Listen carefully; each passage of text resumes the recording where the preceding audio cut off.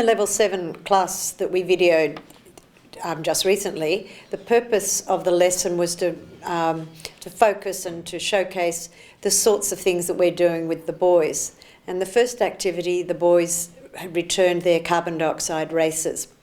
We issued these as a block of wood and a little kit some weeks back, and that's been a homework exercise. And on open day, in 2 weeks' time, the boys themselves will run this with the help of a senior lab assistant, but they will run the activity for the parents, and every boy in Level 7 makes a little car.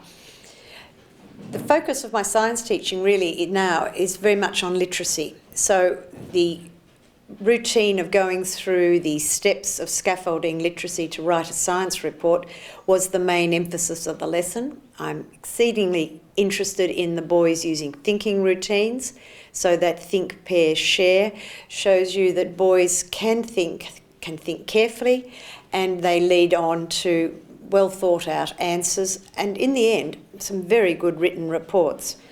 The boys all use laptops, so a lot of that information is sent to them by email, and then they email it back. And I use the interactive whiteboard extensively because it means the boys can move. So we have kinesthetic skills being used or learning taking place, and the visual learning. And the last little episode was on the voting eggs, and they're really very good for formative assessment, where the boys can see quite quickly whether they've understood something or not, and they love it. How about that?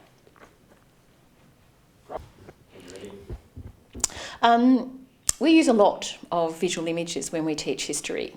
We like visual images because they tell us something about the time when they were produced, and they tell us something about the views and values of the people who produced them. And for boys who are by tradition more visual learners, boys find them very immediate. And another thing about using visual images is that every boy can contribute. The weaker boys can find something very simple to comment on.